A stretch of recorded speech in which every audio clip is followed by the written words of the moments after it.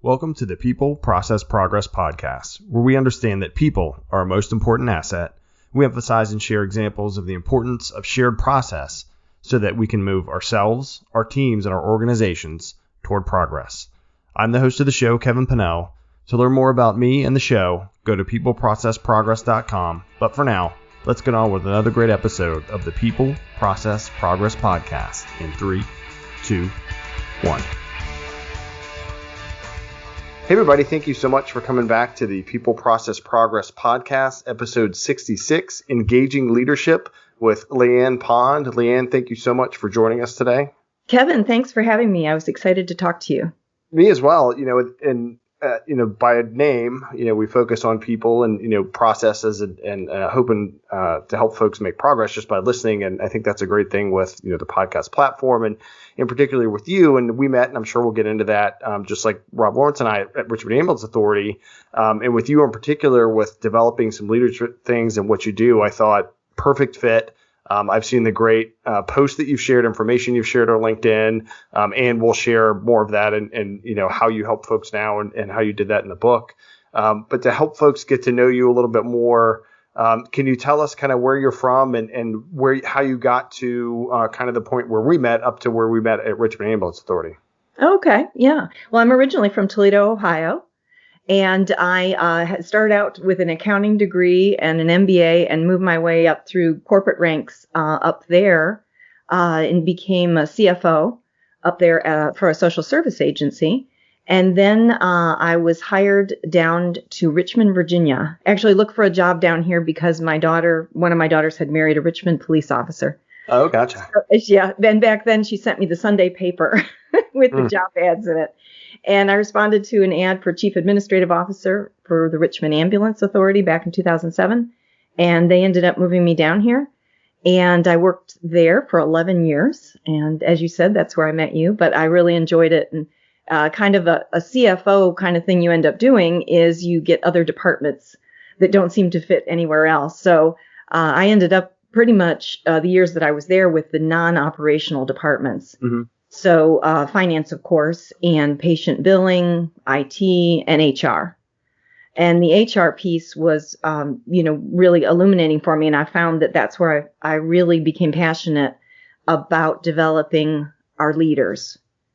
Because, I would see a paramedic who was really good at their clinical skills, and they would go through the interview process and they'd be made promoted to a supervisor. And, the day before they had been out on the ambulance with their coworkers and, on Facebook with them. And then all of a sudden they're their boss. And how do you navigate that? And that's hard enough to do in any organization, someone who works in an office who's suddenly promoted. Very difficult to move into a role where you're leading your friends. So that really got me interested in how could we help develop those leaders and any leaders. And, I wanted to be a good leader. Mm-hmm. And, but how did you know if you really were? And usually people will avoid doing what their bad bosses had done. Mm-hmm. And they try to replicate what their good bosses had done. But, how do any of us really know the right way to do it? So within Richmond Ambulance Authority, I ended up starting a leadership academy, we called it. And so I ran that for from 2009 to 2018 when I left there. Mm-hmm. And so basically we kind of created it to be a 12-month program. Every month was a meeting with leaders and emerging leaders. And the topics would range from, operational, clinical, the budget. We would do a month where we did a city tour. Mm-hmm. To become more familiar with our community that we were serving. We had our chief medical officer in to give a presentation. So just basically taking the leaders, and maybe they're coming from administration or maybe they're coming from operations, and showing them about each other's area.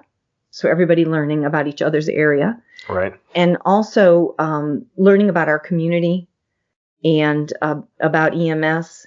And learning about leadership. So we would have a month, with leadership information and training.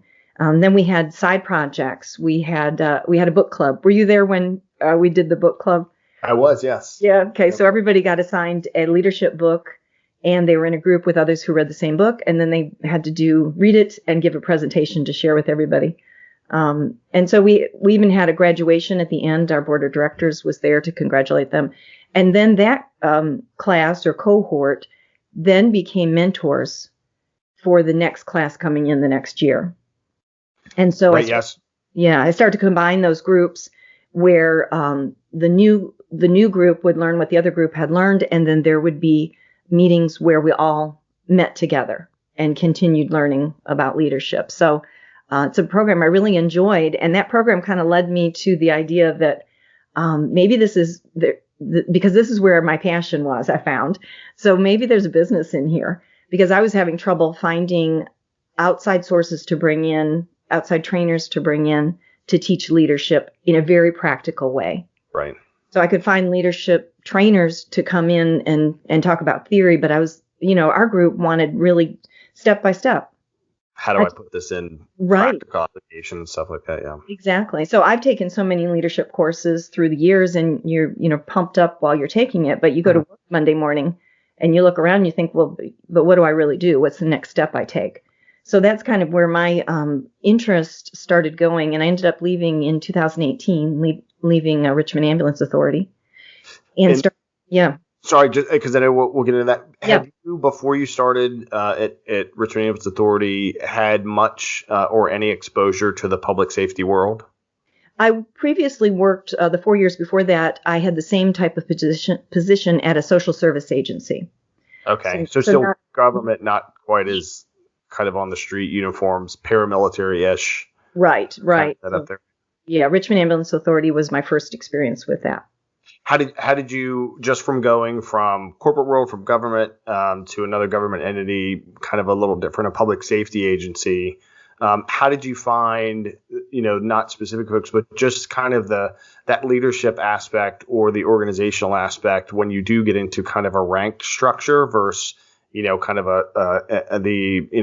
like me now, kind of position title structure, but you're not wearing rank. How did you find that or was it a challenge, or what were some interesting things that you saw when you came into that world as someone that, particularly with HR and all the backbone of keeping things going and paid for and running like that, but that human element, what was a difference that you saw between the people, or did you, from like the social service world and the corporate world to public safety? Yeah, that's an interesting question, because it was very different. And it was so different when I got there. My jobs seemed the same as far as the departments I was running. Mm-hmm. But I needed to know what the work was, the mission, right, what the employees were doing, feeling. And so one of the first things I did when I got there is I got signed up for an EMT course.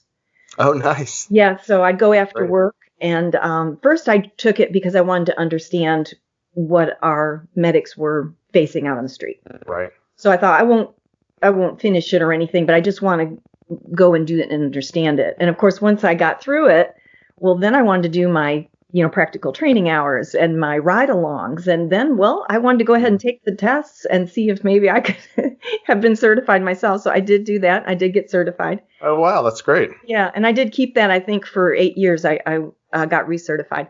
I am a very squeamish person. No one wants me out on any kind of call. Even while I was doing my ride-alongs, I was so scared there was going to be something really bad that I was not going to be able to handle. But luckily there wasn't. And of course, the crew that I was riding with was very helpful. So, but that was eye-opening for me, because I wanted to see, I wanted to kind of live what they were living. So that was the first thing. And then you're right, that kind of paramilitary, the rankings, I had to figure out what the rankings meant, mm-hmm, and what the levels were. So that was a very interesting kind of side view to all of that. But then ultimately, it's employees that want to be engaged in their jobs, that need to be engaged, that want the leaders that need to learn leadership skills. So it does boil down to, across no matter what industry or type of worker, leadership, I think, boils down to the same things. Right. Yeah, that makes sense. And in particular, to your point, folks that one, as you know, you can't be in public safety and in EMS in particular unless you really want to do that because of, being squeamish or not, but you are going to, and in particular, in the city of Richmond, which is super busy with every kind of call you could think of, from the most extreme to the most mundane. So yeah, you have to the point of, and I know we'll get into employee engagement in a different aspect, but the engagement of them in the core kind of work of that, is great. And I would imagine you did end up on some pretty interesting calls, probably, right? Again, because the city of Richmond, folks that are from there as well listening, but other folks, again, plenty of emergencies, I guess to see. But I think that's a great example to get the training, get the ground level viewpoint of the folks that you are, going to lead. Particularly someone that's a chief there, to do that, I think speaks a lot. So that's fantastic. I never knew that. That's awesome. And did you ever have to use your EMT skills outside of work? No, I have not. No, thankfully. Okay. Right. Yeah. That's right. Awesome. Yeah. So you were there for quite some time. Developed that leadership academy. I know. When I came onto it, I think came on kind of to the end of one, and then started another one to kind of catch up the full experience. And that was great, going around to different sites and talking about it. And similar to I had done with the incident management team that I was on, and a staff ride. So you go somewhere and learn leadership traits from, historical battles or leaders or something. And similarly, with the book club and sharing ideas. And I always, it's always interesting to see how, I would imagine, both one as someone that was in the academy and then facilitating other kind of incident management trainings that I've done, seeing how people group up, who does what in the teams, who takes on kind of a leader role naturally, even among leaders, because essentially, everybody's a leader at some level in that academy, right? So I would imagine the dynamic of kind of who took on what pieces of that was an interesting thing to see as you helped get folks through that. Right, and that actually reminds me that I think the most important thing people got out of that training, or at least the feedback I got on it, was not necessarily the things we learned, but the fact that they were learning those things with their peers, mm-hmm. who often they did not get to interact with very much. So we had supervisors from the billing department, mm-hmm. sitting next to, the supervisors of the paramedics. So they were interacting. That's why I like to do some of those outside group projects, right? And randomly choose, well, I think for the book club, there were 5 different books, and they were laid out in multiples of those different ones and laid out on the table just in random fashion, mm-hmm. at one of the meetings. And so the group's filing in to get ready for training, and there's a book on every seat. And I said, just sit wherever you want. So wherever they sat right. in front of was the book that they got, and then they at the end had to meet up with the others who had gotten that book also. So it was randomly picked, and they then had to work outside of that group to meet on their own, to figure it out on their own, to make their report, to do a presentation. So all those things are learning. You're learning to work with teammates. You're learning to work with these coworkers who might work in a different department than you, and you never really interact. And then to present in front of the whole group, again, was probably very uncomfortable for many of them, mm-hmm. but often we did that, the more they got comfortable. So I think that the bonding experience, the team building, and some of the public speaking and all the different things were just as important as the things we were learning every month. Yeah, absolutely. That aspect. And again, the kind of parallel of teaching incident management and that leadership academy of, folks that are in the most dangerous situations right on the street each day, or the, most horrible, that when it comes to standing up in front of like 20 something other people are terrified, but they go on the street on a call, and it's like, I guess it's what you know and what you're comfortable with, what you're familiar with. Is an aspect. Was it interesting to see who chose what books, and were there any kind of surprises, or did you, by knowing kind of the type of books, know kind of, the type of person that may have gravitated to each, or were there some surprises in there as people chose their book styles? Yeah, when I got the idea to do this, I went over to Barnes & Noble.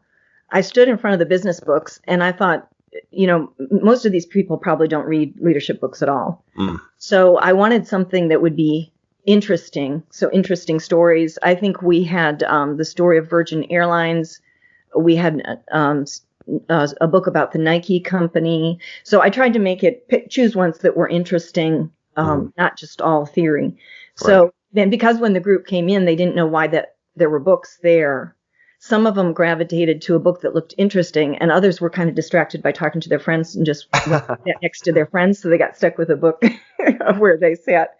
But I think it all ended up well, and when they did the presentations, then everybody got to learn what each of the books were about, and then we kept copies extra. Everybody got to keep their book, and then we kept extra copies in the leadership library that we started, and they were all welcome to come if something piqued their interest and they wanted to read one of the other books. Yeah, it was a really good experience, and thank you so much for putting that together, and to the leaders there for the opportunity for me to go to it, and for putting that together. How can other folks, the value of different departments, operational, administrative, logistics, all the different aspects of an organization, in particular public safety and EMS in this case, being able to see each other's world, I think makes a more well-rounded person, employee, teammate, probably kind of a mix of all those, which is outstanding. How can other folks, use some of that kind of, or rather, have the same idea or help them get started if they don't have a leadership development program for their organization, whether it's public safety or not, but in this case, public safety. What are some ideas that folks could take away to help them get started? Yeah, and it's easy to do. I mean, we started out with no budget for it. I spoke to the CEO who was open to it, and I think the important thing was that the CEO attended. Gotcha. Right. The top leaders have to be on board, and if they attend, that's the whole world, because nobody was going to miss when their CEO was sitting there, right, and learning with them. And then when the first year was over, the CEO actually got assigned a mentee. Oh wow. So he participated in everything. So I give him a lot of credit for that. But anybody can start it. And in fact, as the years went on and other EMS agencies heard about it, they would call, and I shared everything we had with them, because I think it's such a worthwhile thing to do and doesn't cost much money. I think the first year I spent $300 on it, and it's because everybody got a 3-ring binder, and then as each of the 12 meetings, we had 12 sections in the binder, and then whatever handouts were given out for that presentation they could put it in their binder. So I think that was the cost. And then we had some food when we did the graduation ceremony. Another thing I didn't mention was we did a big project that they got assigned randomly into groups near the beginning of the year. And they were to look around at the agency and come up with an idea with their group that would improve the agency in some way, and then research that and present it to the top leadership and the board of directors as a complete business plan. So that was, and then I helped them through the year with that, and they had milestones, and we were working behind the scenes to make that successful. But actually, a couple of those projects went on to be implemented. So that's awesome. I think that was something they felt good about. But anyway, so the first year was $300. And then the next year we got a little fancy, and I think we rented a trolley or a bus or something to take us around for that city tour. So that cost a little more. And one of the later years, we started giving out blue fleece jackets with a emblem that said Leadership Academy in the year, so that people could wear those proudly. So we got a little fancier as time went on, but you really don't need to, because the knowledge was right there. What we needed to share during that first year was within our organization. So you mentioned Rob Lawrence. He would come the month that we talked about operations, and he gave his presentation, and it was eye-opening to the administrative folks and probably a good big picture to the operational folks. Right. Same when it was time for finance to come in and present, how do you look at a budget? Here's our budget. How do you read it? How do you know about variances? So all the areas came and presented and shared. So that didn't cost anything to bring all of them in and share all that information. So it's really something you can do very grassroots. As long as you have your top leadership on board, it can be successful. Yeah, that buy-in and kind of knowing the leader's intent and support to bring folks up is huge. And I like that, what and others listening, when you go from a really tactical ground level, whether it's ground level spreadsheet work or putting bandages on things or fixing tires or whatever, to, oh, here's the whole organization. Here's why we can or can't spend this money, or here's why these schedules happen and all those kind of things. It really is eye-opening. And I know when I was there, had similar conversations from folks that were on the street all the time and just had this one idea, but didn't have that picture. And it really changes the conversation, let alone enabling their knowledge and their expansion, so that when they do start moving up, that helps them, because as the more you move up, the more strategic view you have to be effective, the more administrative skills you have to be effective, the more project skills. And it sounds like particularly the project piece, in milestones and helping folks through that, where it's a longer look at a schedule versus what am I doing this shift, answering these calls, seem like it really helped folks get that bigger picture and look at, how do I schedule something like this out? Right. And, besides just the leadership group, we started doing kind of a cross-training. Well, we called it a ride-along.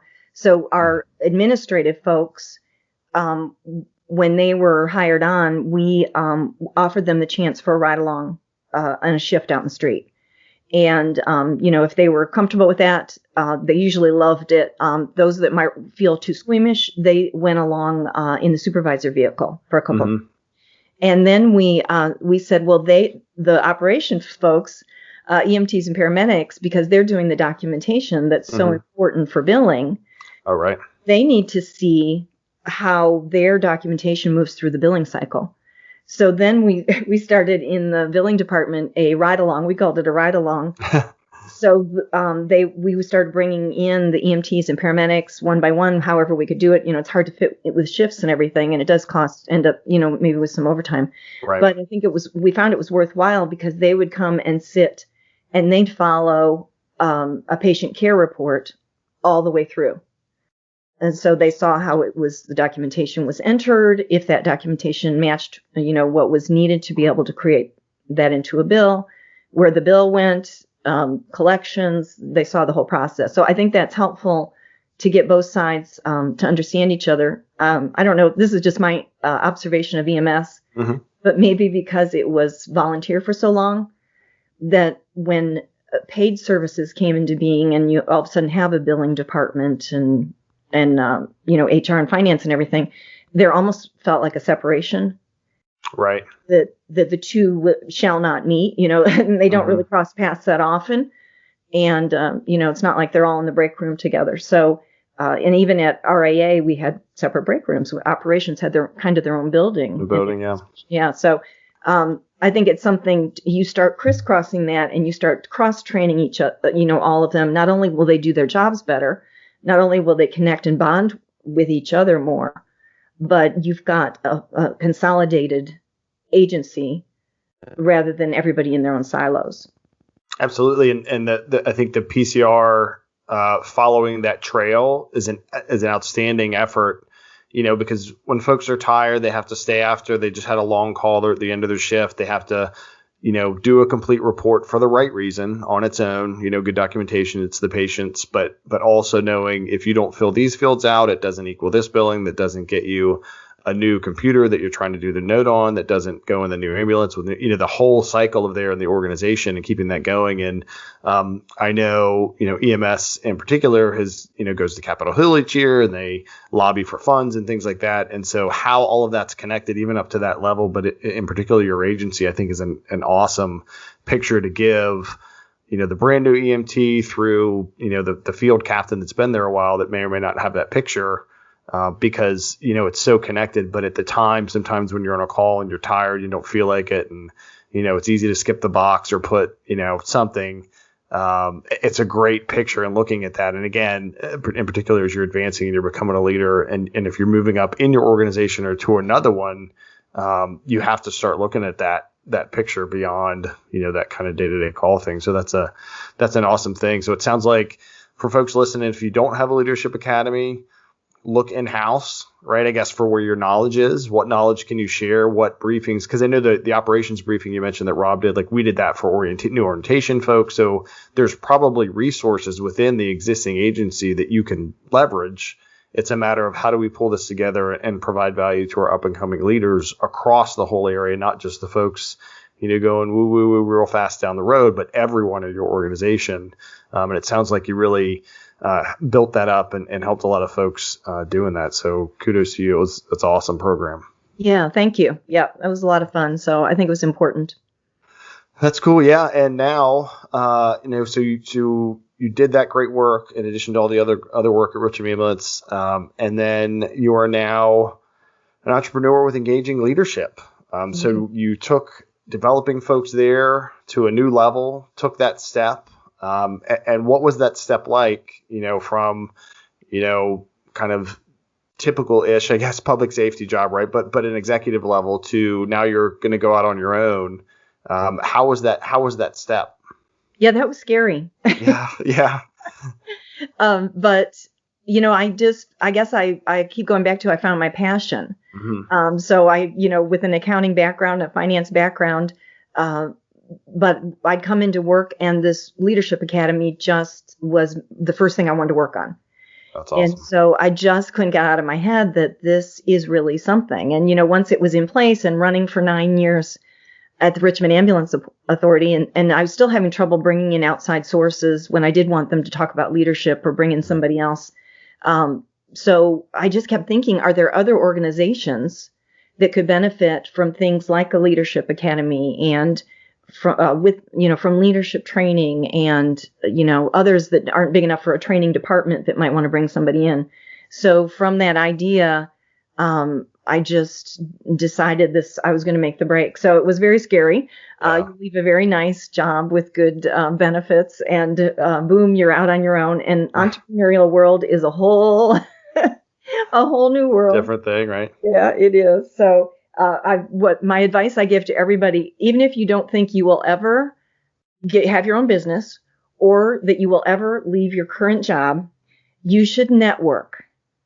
Build a network outside of your organization, within your industry, outside of your industry. Go to networking events, meet people, because not only maybe someday you will need to leave that job, or maybe someday you will want to start your own business, but if not, the things you'll learn and the connections you have with other people are resources for you to do your current job better.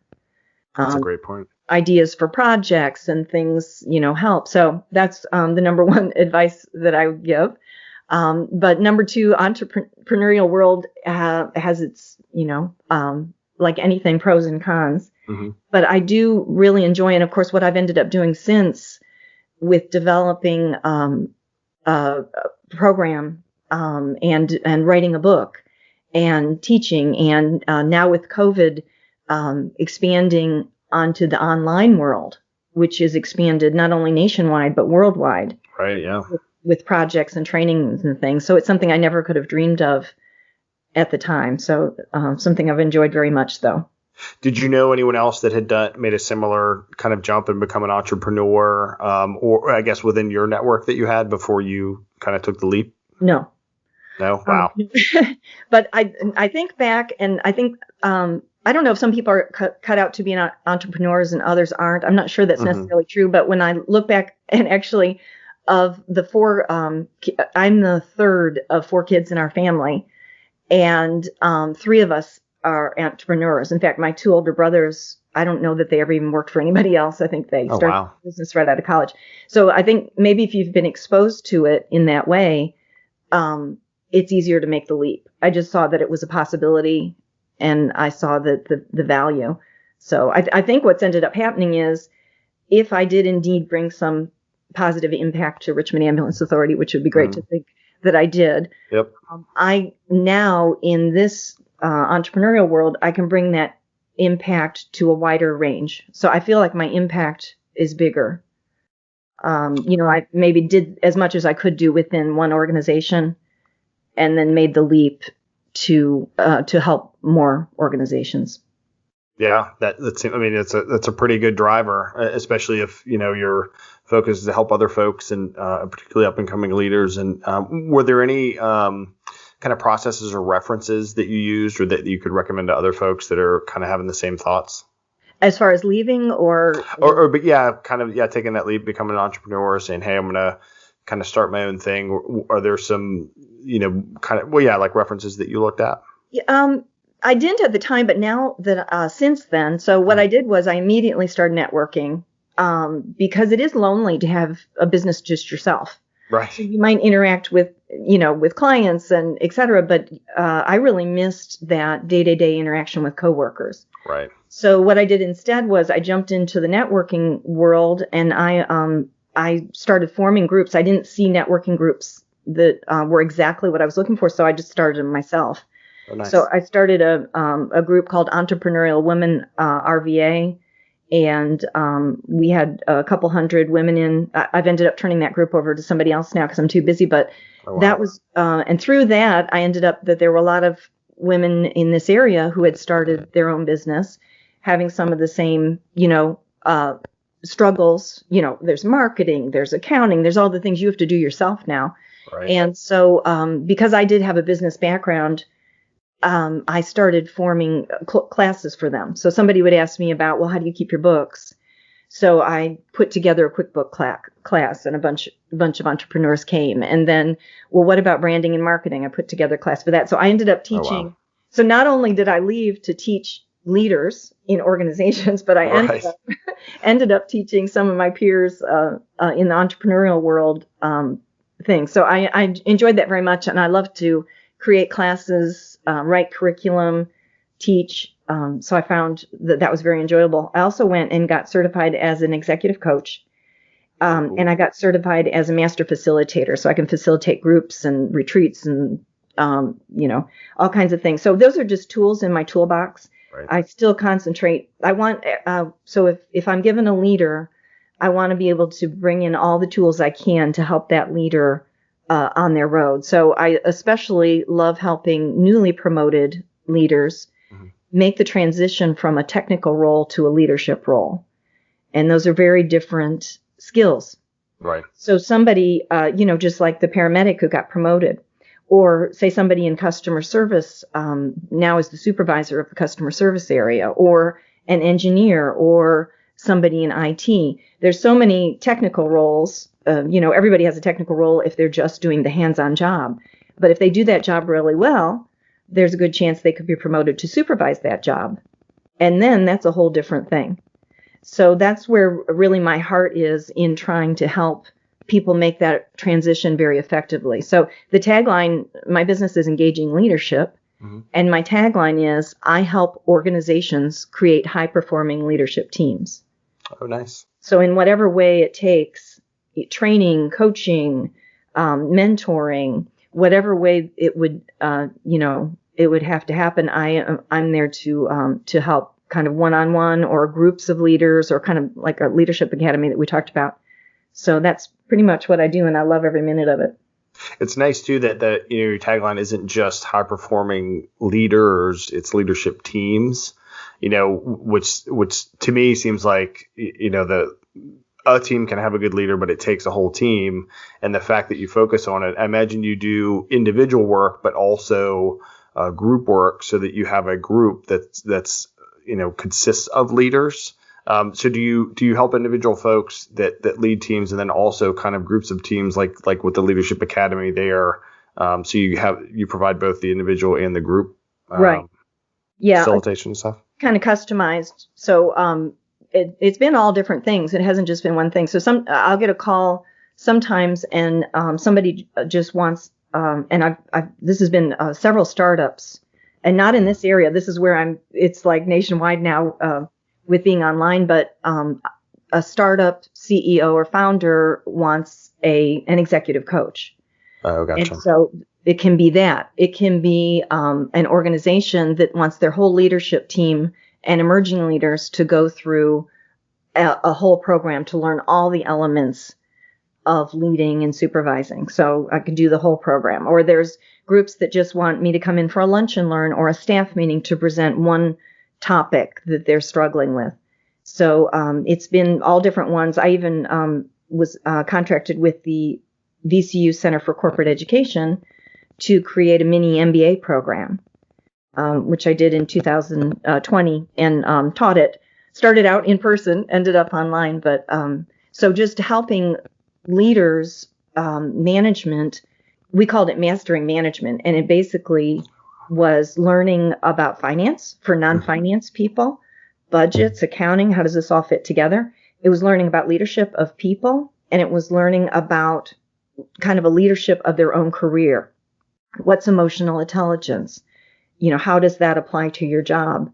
The networking I was talking to you about, Right. Personal branding, which is your own reputation, and you need to be really intentional about that. So there's so many elements to bring in, and I'm just always open to whatever anybody needs to bringing that to them.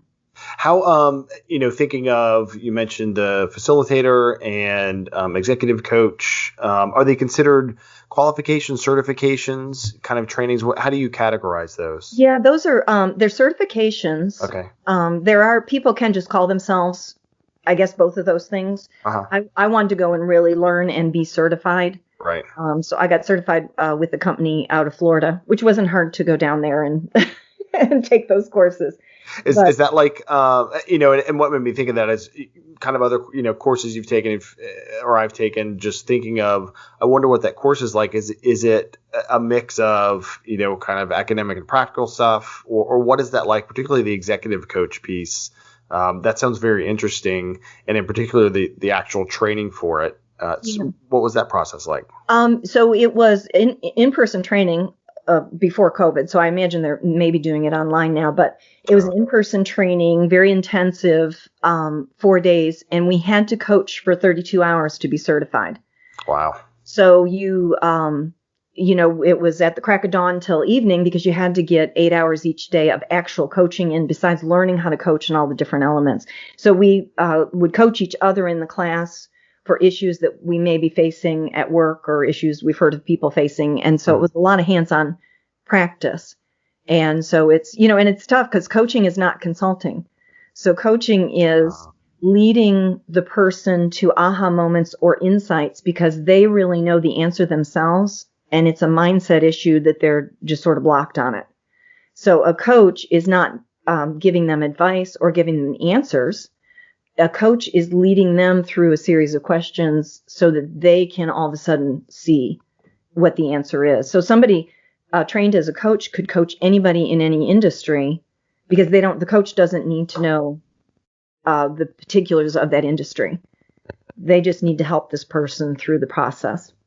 That's a great, I've never, I didn't know it and don't know it like you do, but that coaching is not consulting is a great line too, and great thought. I guess thought pattern more so of, you're showing someone how to get to where they need to, or not showing them, I guess, to your point, you're leading them there versus just telling them, here's what you need to do as a consultant, here's the answers, those kind of things. So that it sounds harder, honestly. It is it's very hard. Yes, it is. It takes some patience because sometimes you think you know the answer and you'd love to just jump in there and tell them.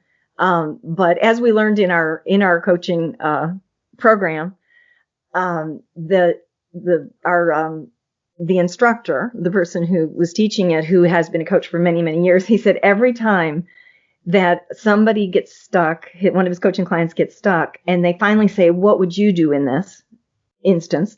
And he said, I was just busting at the gut to tell them. And he said, as soon as I tell them, they say, oh, no, I don't want to do that. So oh, wow. So you don't know the answer because you're not in there and you're not that person. So, right. And this is actually one of the classes I teach. I teach leaders how to coach their staff. Oh, cool. So it's a tricky one. It's people just don't get it. They just want to, be able to give the answers to their staff. And I said, if you do that every time, they're just going to depend on you for those answers. You need to ask them. So your staff comes to you with a problem. And you talk about it and they tell you what it is. You need to start asking them, what have you already done? What steps have you already taken to solve this? What have you ever heard of a problem like this before? Somebody else who might have had it. What did they do? Has something similar ever happened that you could take some steps to? So you're trying to get them to, who have you already talked to about this? So lots of questions like that. It's probably so much easier if the supervisor knows the answer just to tell them the answer. Right. But it's like, teaching somebody to fish or giving them fish. You want to have them have an analytical mind and start to know that the next time they could think through these questions that you had asked them. Plus, they won't be so fast. If they know they're going to come to your office and you're going to ask them a bunch of questions and send them right back out to find the answer, then they're going to try to find it themselves. So it's not easy, but it's a very worthwhile thing to do because you're helping your staff grow in that way. That's excellent. So even internally, you're having folks be coaches, not consultants. And I had the same exact proverb going through my head, which is such a great one, right? When you're trying to, because I even think about it for my kids, when can you open this juice box? Can you do this? And they're big enough and say, well, I could, but I'm going to show you how to do it first. And then you just do it. So, for teaching, leaders, executives, whatever level, to then help their other folks is, just an invaluable thing that I imagine helps make their whole team, that team of leaders, more efficient because you're making more critical thinking members of the leadership team. Right. Exactly. Yep. It's the whole thing that my book is about. That's going to make your team more engaged, because it's one of the elements of bringing them along with employee engagement. And, it's a perfect segue. So, engaging leadership is your business, the book, the engagement ring, practical leadership skills for engaging your employees. Let's talk about that. So you're providing this coaching, you're helping leaders help their leaders, and all the stuff that you do. And how did you come to the thought and then the result of getting the engagement ring book out there and sharing all this knowledge that you have? I wanted to, when I started my own business, I wanted to have not just these one-off classes and the different things and being able to coach, but I felt like, how really does somebody know if they're a good leader? I'm looking for data. Like, where would there be data on good leadership? And I kept coming back to employee engagement surveys. So if you are a good leader, you have engaged followers. And engaged employees are more productive. They stay at your organization longer. They have less sick time. They have less injuries. So there's a lot of data of engaged employees. Organizations with high engagement actually on average have 21% more profit. So lots of reasons to have engagement. And so because there is the employee engagement survey, that could be some data. So I pulled up, Gallup is the big one with employee engagement surveys, but lots of other companies do them, and you can just Google the questions of employee engagement surveys, and you get pretty much the same 15 to 20 questions. Okay. And it'll be things like, and this is questions to the employee, and they're usually yes, no. So it'll be things like, do you have the resources to do your job effectively? Has someone in a leadership position given you feedback over the last 30 days? So it'll be things like that. And you want the yes. So I'm looking at this list of questions thinking, if I had a newly promoted supervisor, and I always go back to EMS, so this newly promoted paramedic, what could I teach them or show them? What would they have to know or do to get a yes on those answers from their employees? Because that would be one data example and proof that they were a good leader. So I took the 15 to 20 questions and wrote out for each one, what would I have to train on? What would they have to know or do? And then I looked at that whole list and started putting them in buckets. Things were similar. And then I had the buckets, and I ended up with 12 different workshops. And I'm looking at those because I love a good acronym. And I thought, how could somebody remember this? 12 different workshops.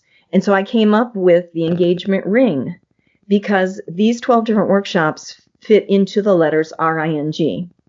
So the R of the engagement ring stands for relationships. An effective supervisor will develop a one-on-one relationship with each of their employees. In fact, the data on employee engagement shows that 70% of an employee's engagement is due directly to their relationship with their supervisor. So if you only did that one thing, you could increase the score 70%. Oh, wow. Besides the supervisor, the employee's relationship with their team members. Gallup even has a question that says, do you have a best friend at work? And they found that the more friends that someone has at work, the higher their engagement. So that R of the ring is for the relationships. The I of the engagement ring is for being included. Employees need to feel a sense of belonging, an inclusion, a feeling part of a team, and also being in the loop on communications. Can I ask a quick question for the sure. R for relationships? So particularly now, I'd be interested between the pre-COVID and now. Have you seen a difference in feedback from the folks that you work with on that relationship piece and the friends in the workplace, or has there been enough time to kind of get that data? Because now our relationships are through our monitors, or our phones, as opposed to, hey, we're going to happy hour Friday, or get dinner or lunch or whatever. Right. How have you seen that impact over the last year? Yeah, I don't have data, but anecdotally, I'm hearing from everybody that the supervisors and managers are struggling with this. And so I've even created a workshop, an online workshop just for that, for managers and supervisors. But you really have got to be creative. So you have to be meeting more often, meeting one-on-one, trying team building things. There's some that you can do online in a Zoom meeting, sharing things, getting to know each other, because if everybody's at home, you have some opportunities to get to know them in a way that you wouldn't have before. So one of the team building things I'll suggest they do is start out at the beginning of a staff meeting, and everybody shows the camera around their room or has one thing on their desk that's important to them, and they tell the story why. There's lots of things you can do that like that. You have to be really creative about it. It's a tough one right now, and that has made it more challenging, but it doesn't mean it can't be done. Yeah, that is a great idea of one, to show the camera around, and then the fact that we are seeing each other's homes, whereas that may never have happened before. You may meet after work somewhere or at lunch or something, but still never, be at each other's houses. And, I know for me, I have a sign of the podcast logo. I have a battle axe and other stuff like on the back of my wall. And so when I'm on calls, it generates, conversation, and same with others. And, it's, I think, actually, as physically disconnected as we are, there isn't a more personal element to our virtual relationships now. Yeah. When we're on calls, which is interesting, but what I hope too is that it is a catalyst for that someday when we get back to being near each other again, we don't break that cycle, and we are talking to each other more and building those relationships more, not just for a relationship to get a task done, but to really, that human connection, and that whether you're the leader or the subordinate or whomever. That's interesting though. So I'm interested to hear, the challenges folks face and more about it with relationships for Ring. And so I is included. Yeah. So I is included. Make sure your employees feel a sense of belonging, and also included in communications, and seeing, helping them to see the big picture of the projects they're working on in the organization. The N in the ring, the engagement ring, is for being needed. This is, so do your employees know the mission of the organization, and are they connected to it? If not, introduce it and get them connected. And then I ask the supervisors, do you even know the mission of your organization? And you have to get them connected to that mission. That's a very important part of it, being engaged. And then that second part of it is you have to help them understand how every task they do every day moves that mission forward. They need to feel they're a cog in that wheel that's making the wheel turn to be engaged. And then the G of the engagement ring is opportunities for personal and professional growth at work will help employees feel more engaged. How, for the needed part, we talked about some of the cross-pollination and exposure, like with Leadership Academy and some of the work that you do now. What is something, and part of this too, engagement, recruitment, and retention, I was able to, which was awesome, another great, benefit that I'm fortunate from Richmond Ambulance to go to the ambulance service manager course. And I looked at the EMS trend. I did a couple of episodes of this podcast about it, and recruitment and retention is always on there for EMS in particular, and some other public safety agencies as well. When you give someone the big picture, how have you found that it's helpful to help that person relate that they are part of the cog in the wheel, particularly, they're tired, they've worked a lot, and it's hard to see it. How do you help that person find their value in addition to telling them, directly, or is that really, one of the best ways is just making sure you're always letting folks know that? But how do we really give people that needed in the RING acronym there, that feeling? Right. Well, and and I'm actually going to take a step back because Sure. I don't think people understand employee engagement really how dismal it is. Mm-hmm. So right now in the United States, only 33% of all employees are engaged at their job. And worldwide, only 14%. So U.S. employees, only 1/3 of them are engaged in their job. And the sad part was Parade Magazine did a study, and they found out, they asked employees, if you could have your boss fired this year or have a raise this year, which one would you take? And 33% said they'd rather have their boss fired this year than a raise. Oh, wow. And they've also found that 51% of all employees are either actively or passively looking for another job. So this is a real serious problem. And I think it's a hidden problem. It's like under the surface because people aren't really realizing the extent of it. So that, 1/3, so 1 out of every 3 employees wants their boss fired. Jeez. So, you need to look at, those bosses need to look at 70% of that person's engagement is in my hands. And I use an example in the book that if you took 10 random employees from any organizations in the United States and you put them in a rowboat and they're supposed to be rowing and accomplishing the mission, statistics show that the 3 employees out of the 10 up front, they'd be up front and they'd be rowing enthusiastically towards the mission. Those are the ones who are engaged. 50%, or the 5 in the middle, are unengaged. They wouldn't be rowing. They're not engaged. They're not disengaged. They're just there. They're accomplishing their tasks. They're probably getting a satisfactory on their performance evaluations every year, but they are not rowing toward that mission. And then 2 in the back, or 20%, are actively disengaged. That's the current percentages. 20% of all employees at an average organization are actively disengaged, and they are undermining the rest of the organization. So basically in the rowboat, they'd be rowing against the tide. They'd be rowing the opposite direction. So does their position correlate with their kind of review position, if you were their performance review positions? As far as the level? Performance, right. So higher the employee is, the more they're engaged, because they're more in the know. They're more connected to the mission. So the farther somebody is from that big picture, that's why I always say share the big picture. Right. If they're just doing their thing, they're just the cog in the wheel every day doing it over and over again.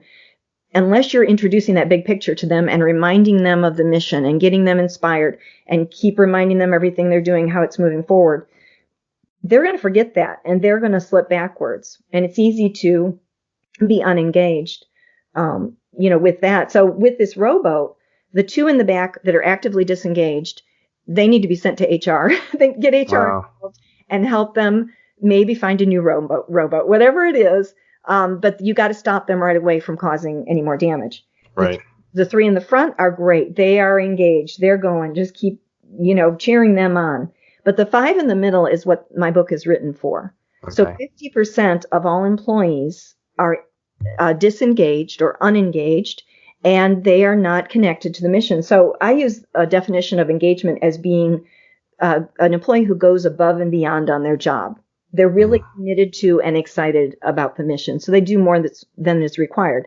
So yeah, these 5 in the middle are doing exactly probably what their position description requires. They're getting that satisfactory. But if you could turn them into rowers, if you can turn them into engaged, right. There's more profit, there's more retention, so many productivity, so many things that can be good. So This goes for not just organizations, but it goes for volunteer agencies. Mm-hmm. It goes for homeowners associations. It goes for trade associations. Anywhere there is a group of people that are led by one or more, these techniques could be used for. So, and I demonstrate that kind of all through the book. And so my avatar in the book, or the example I use, is this EMS supervisor. Mm-hmm. And so every chapter I demonstrate how this could be applied, because it's easy to say an office worker and their supervisor, and here's how you can do X, Y, and Z.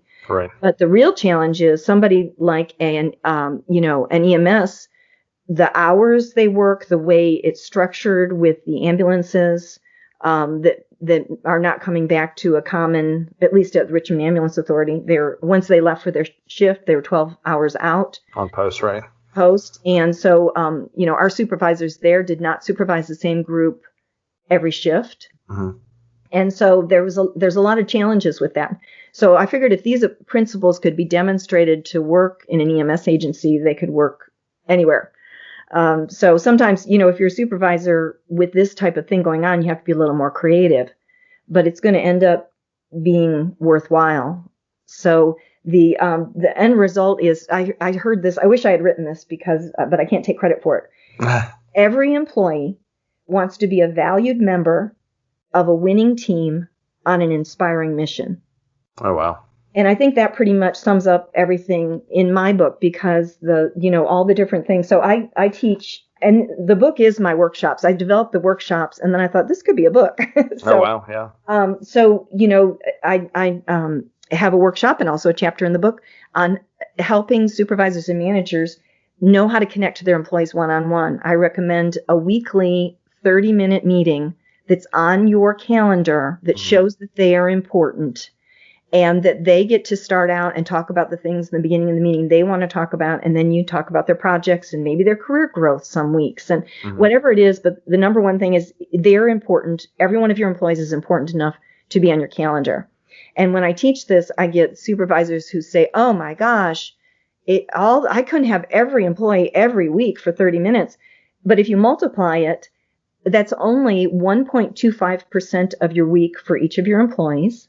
Mm-hmm. And also, if they know they have a set time to come in every week, they'll hold on to challenges or problems they might have just come to your door with. So as it goes that they know they're going to have their meeting, they'll hold on to things and just wait to the meeting, talk to you about them. So you may be saving time in other ways. So some of the other things, I have a session and a chapter on team building, how to give feedback, why you give it, what kind of script you use. You say certain words. How often you give negative and positive. I have a workshop and chapter on how to delegate. That's very important, because that's how you're growing your employees. Coaching skills that I mentioned before. I have one on having difficult conversations in the workplace, and I would say this is my number one workshop that I'm asked to give when it's just a one-off. So the conversations one.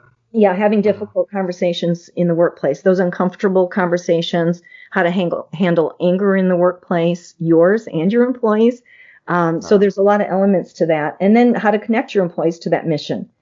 Measurement and accountability. The employees you should work out a system with them that they know at the end of a shift if they've had a good day, if they've achieved their goals. I know in EMS, there's lots of data, and there's how many cardiac arrest saves and all those different things. And that's very helpful, those type of things. So every job should find a way to have that sort of thing. And then keeping staff in the loop, how you communicate.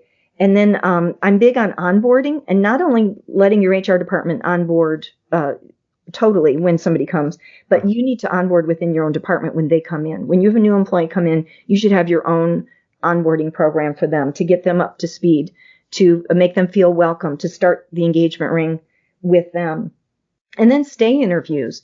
You have an employee, you should have a mid-year interview or meeting with each employee and find out why they're staying. Don't just wait till an exit interview, but find out why employees are staying. But then I also caution, if you are not going to make any changes or be open to the honest feedback on those stay interviews, then don't have them. But if you're willing to have them, find out why they're staying, what would make them leave, what more can be done, what do they want in their career. It's a great mid-year thing. And then finally, boomerang employees. Too often when employees leave an organization, that's it. It's cut off ties, never hear from them again, no interaction. But organizations are really missing out on keeping an alumni group, on keeping a group that still cares about that mission, that keeping in touch with them. They may send employees to you. They may send, if you're a for-profit organization, you want more clients. Right. Doesn't want more patients, but they may send clients to you. They may come back and work for you again with increased skill set that you didn't have to pay for. So there's a lot of elements to employee engagement. And, so I've just made this sort of a step-by-step, I call it a fake it till you make it kind of way to learn leadership and how to manage employees. It's interesting the boomerang you mentioned, because where I am now, I was there years ago and I did exactly that. Had a certain skill set getting started, kind of doing some project process stuff, then went out to public safety, emergency management, incident management, got a lot more of that, and then circled back now where I'm a senior project manager there. So it is neat, and kept in touch with some of the key folks that networking we talked about earlier, and said, hey, I see this, kind of project management is starting to build up in here. And that was a key to, get me in the door and have those conversations and come back and knowing it was a good organization. I had a question too for the needed piece and the staying engaged. Have you found any correlation between, and this is, goes back to a concept, and it's not just incident management, another, that span of control of, do you have more than 5 to 7 people reporting to you? Do you find any correlation between folks that are more or less engaged depending on how many layers they have between them and the leader of their organization?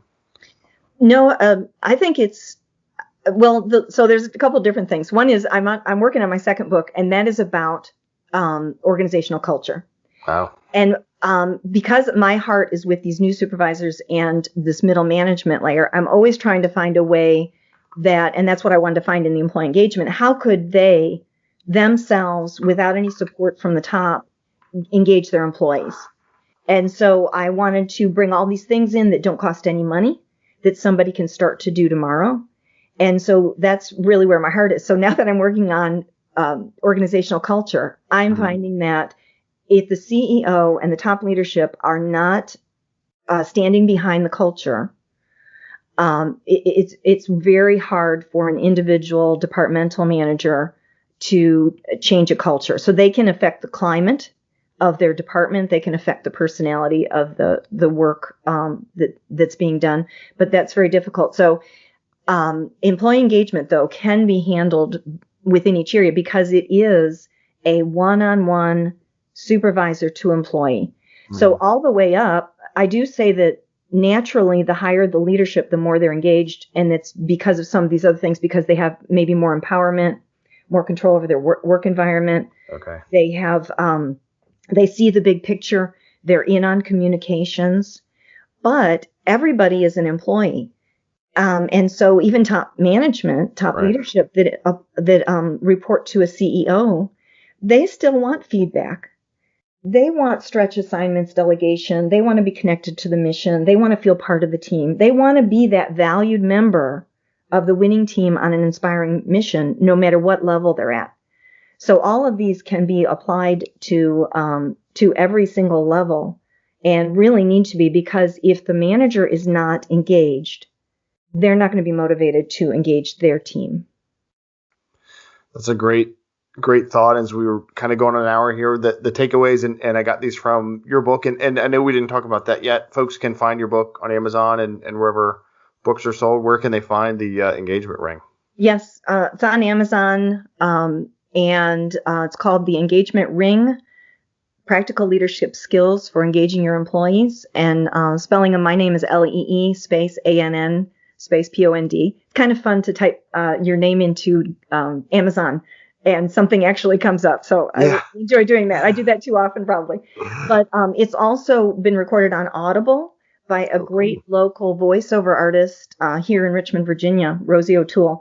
And she really brought it to life. And I actually have, to offer any of your listeners, Audible has given me some free Audible codes. So if you do have Audible or want to get Audible, I would be happy to share the free codes so you can get the book for free.